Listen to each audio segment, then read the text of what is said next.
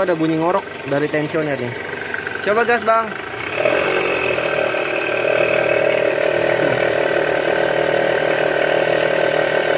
Lepas.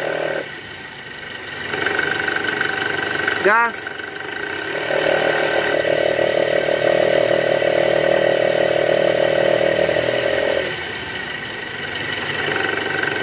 Lagi gas.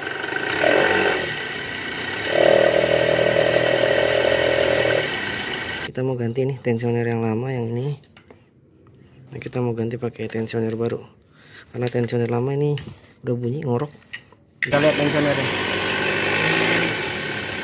Nah, ini tensionernya nggak getar kayak tadi ya. Tahan 1000.